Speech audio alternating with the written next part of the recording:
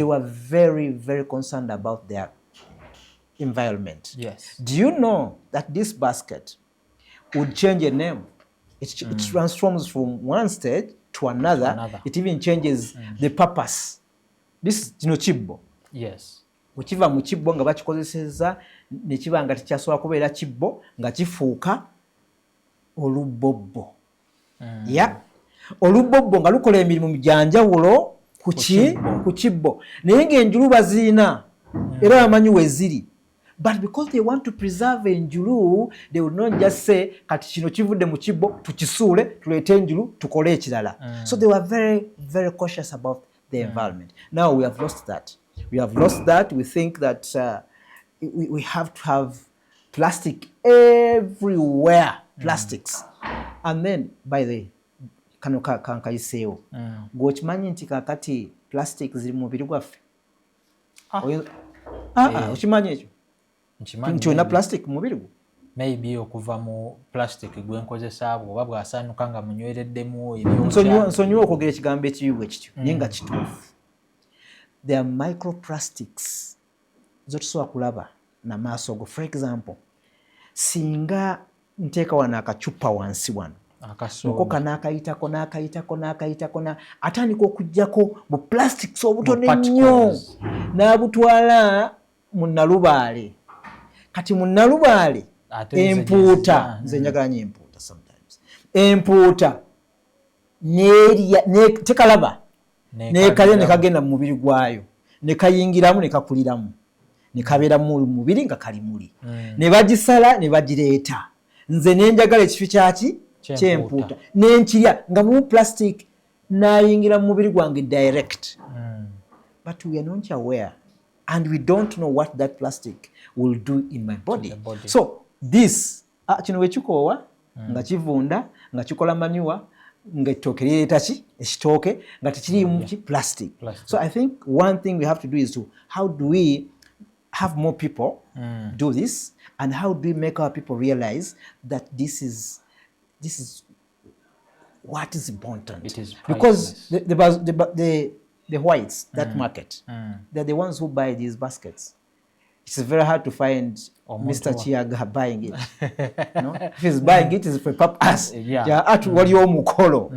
So how do we make people realize that you can ask him to omukeka nagamba anjiraba nesobola kola ki amukeka nago ayina ka plastic kayangu okuteekawo myezi 3 nikakutuka ne bakasuula ne kagenda mu Nalubaale. So gwe n'ogula ekyennyanja kyo. Yes, oba gwe n'ogula bogoya. So ekyo kati tulina okulaba nti how do we go to tell people, go to schools, go to tell young people to value their things. They value their things. They really value what they do. For example, ngamanya abantu coffee. We are over 40 let's say we are 46 million people. We are among the best producers of coffee in the world. Finland has 5.5 million people. They're the number 1 coffee takers in the world. How do we explain that? And we still complain. Coffee, tibamugula. Mumugula. Mumwenywera, mumunywa. Because tumanyi nti waabali. Fe tu producing bali banywe, fe tunywe ebisusunku byaki bya majani. Munsonyiwe but that's a fact. Na majani getunywa sige majani. Getugula sagala ko gaje tukagula. Naye sige go, tunywa bisusunku. Bine bigenda wa? So how do we now change our mindset to look at our things as bituyeta? Okay, ekyo ekindeeta ku bwe tubadde tutandika twayogedde nti osomesa abakulembeze mu arts management. You're an arts management trainer. Yep. What role could arts managers, all artists management, all arts leadership play in solving some of these problems, changing this narrative that we are talking about? First of all, arts management is one of the hardest thing because selling art is not like selling chips and chicken. Obe ngoye. Two, An arts manager, you'll find that does everything. Is the accountant, is the marketeer, is the producer, is everything. So do you buli kintu okimanyi ekyo? Katwesanga nga you have very good baskets, but are you aware how much a display does in sales?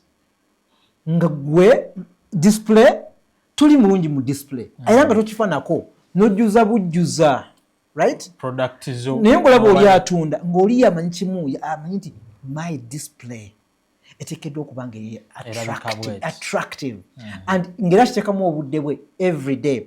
Omulala n'amanya nti my books of accounts zirina okuba proper nga nze sitirinako nze wenzikwata gwomanyi kimu kukola neziteeka muki mu nsawo yange ey'amabega wano nenyingirawo ngenda okugira nenga nezaalazeewa nenzijukira olwo nenga alindako wamma oyo namuwadde ebiri n'oli nemuwa ogumu kituufu zaakoze eki zaaweddewo ng'amanyi bookkeeping kyeyakoze kiki kyera. So I think we need training for artists, producers, first of all, the artisans who are doing this, the artists, but also us, our promoting art, because we also in the business. There are people who are not doing art, but they are promoting art. So now better go kumanya, how do I and take this as a business? An artist should know that this is a business. The artists, abatamanyi, what they are doing is a business. It's just art. Yeah, just art. But I mean, it's a business. They will handle it like they're doing a business. And they need training to know that this is a business and this is how you can handle your business and this is what you can expect. How do you promote your products? How do you plan? Do you have a plan for example, for maybe 6 months? At least 6 months. That you know from here, I'll get here. If I don't get there, then I'll retreat back and say, why did that? Review and see how I can get there. Well, today, Mr. Mayanya, globalization ideally affects everything and in all sectors, and art has not been spared. Sure. So, how can we ensure that African art remains authentic with, while we maintain the innovation around it? Thank you. That is a killer. People think we have to do what they want. The global market demands that we do what they want to buy, not what comes out of our culture. So they come to Uganda and they want you to make Zulu baskets. They want a Zulu basket. So they want you now to leave this basket and make Zulu baskets, and they say this is good, the colors, I want these colors. So now that pushes the people who are producing now to leave this and say, instead of doing our drum, let me do a djembe. But you ask them djembe to tell you what is djembe. They don't know djembe because for them it's a West African kind of talking product. Drum. But now you find people in Mpambire doing djembe. And because the market wants it, eventually you're going to see that we don't have our Ngalabi will phase out, and then you have only djembes. So we need, first of all, to know that our things are good, and we are preserving. We must preserve our heritage, because heritage is tourism. If we lose it, we have lost a big chunk of our tourism. So one, we have to make sure that we educate people to know that what we have is of value. Two, we have to make sure that we keep telling people that you can do what you do and get money out of it. You don't have to jump from your own, then jump on something else in order for you to get money. The globalization kind of trend. Three, we must tell them that we can have the cultural, products, and now have the contemporary. But the contemporary must be an extension of the culture product. For example, from this basket, we can create another basket, which we have now. We have a basket like this with a cover. So you can tell a story that this is where we were, now we have brought it to this level. Now we can make a laundry basket using Njuru and say this is a laundry basket, but it is inspired by that. You're remaining Chiganda from within the same basket. fabric. Exactly. The evolution can be tracked. Very, very important. And there are people out there who are really looking for that. They want to see that. If they want to see a Karamjong stool, then they want to see how it has moved from that traditional one now to a contemporary one, and where is it going next. So we must keep that track and documenting, which is not part of us. We are not documenting. We are waiting for someone to come from I don't know where to start documenting for us. As we come to the end of this, Mr. Mayanya, looking ahead, what is that particular thing or a few things that excite you about the future? And if you could also paint a picture, how is the future of the arts and culture industry in Uganda? The future is bright, I can say, because what I see is that many people, even now in Uganda, people are realizing that we have good products in the area of art. Some years back, you wouldn't find, in a hotel baskets as, decoration. Today, there are some hotels where you go and you find they have put baskets as decoration, as decor. Even when you move to the Sheraton today, at their lobby, yes. And then you find that now the people doing decoration business on events, they have realized that you can really use our products and then you really decorate something unique. So they're doing it. So that for me, that's a positive, and I think more people are going to do that. But also, I think we have not invested enough in tourism, but I see Ugandan tourism growing. And when Ugandan tourism grows, then art, which is part and parcel of tourism, so when they come here, they want souvenirs. So all we have to do is to get digital, put it up there, and tell them this is what we have, and tell them the stories. Because I have realized that many people who come to buy some of that things, they don't buy the product. They buy the story. Yes. And that's why sometimes you find people tell, I don't know, untrue stories. Yes. Instead of telling the real story, because they think that story is not selling. But when you have the right story, people will buy that product. And I think we also need to start now thinking globally. How do you go where they are? Where are the customers? Must we wait for them here? Or we go where they are? Because people are doing it. The Chinese don't wait for you to go there.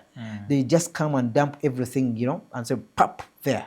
They in your face. And then you say, because for me, people like glittering things. Not because to them they're the best, but they have seen them over and over and over again. So they're like, I want that, the shirts and everything. So let's also try to get strategies that can take us where the customers are, and they tell them what we are and what we have. Okay. I understand you're a member of Naccau. How has Naccau helped? If you could paint a picture, Naccau being the association that is for arts and cultural crafts in Uganda here. And I understand they are doing some work in regards to that kind of heritage and preservation. If you could say something about their kind of work in that line. First, the space. We need space. We can't do anything without space. So only having space where we can come and interact together is something good already. So that's one. Two, they're trying to see how they can market our products beyond the traditional market. Because the traditional market is there, but it's really important that we get out of the traditional market so that other people can see what we have. Because the traditional market is limited. But there's outside that traditional market, there's another market. So how do we penetrate that market? And Naccau is trying to do that. How do we penetrate that? But also this opportunity. When we start talking about it, people get like triggered and say, oh, is it true? Can I do? And some of them now start thinking like, okay, maybe we can help these people. Because we are, can I say, Bwana Bwambata, Bwana Bambata. Like you see in the arts, you can see that after COVID, the music promoters were given money because because COVID, hit them so hard. You will find that the musicians, because they did the concert, they got some money because they were badly hit by COVID. You find that so many other people, but then how about us? It's like for us, we are never hit by COVID. Probably you don't make much noise like they do. Yeah, so let's make the noise. And how do we make that noise? Now so do we need to wake up, get sticks, and then move around and say, yeah, we are here. We also want to be helped. But I think now it's time for people, when we get such opportunities, they get to understand that, okay, this is a sector which is bringing in money, and also, even if it's not bringing money, but how many are being employed in this sector? Do you know how many? If you took time off just to find out how many artisans, how many women are making baskets in Uganda, how many men are doing these games, how many, you will find that, tens of thousands of people are, on this business. So how do we help them so that they can make their businesses bigger? Then we widen the tax base so that we can get more taxes from them, and eventually they also have good life. All right. Yep. Thank you so much, and thanks for highlighting the kind of work that Naccau, which actually sponsors this particular show on this CFCA podcast, the work that they are doing. As we wrap it up, the very last words from you, Mr. Mayanya, and maybe where people can also find you to seek your services, this knowledge, or even, get market for some of the things that you do. Thank you very much, Bwana Sentongo. It was a privilege for me to be here today. A pleasure too.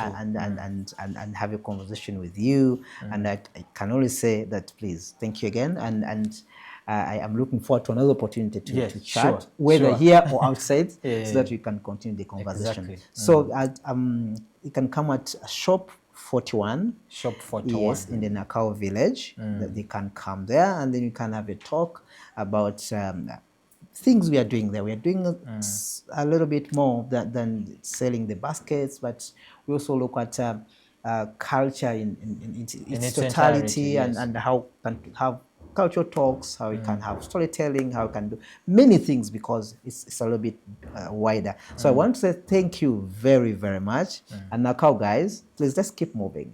There's no stopping. I know when I always say that darkness is an opportunity for stars to shine. So no matter how dark it becomes, let's keep moving. Yeah.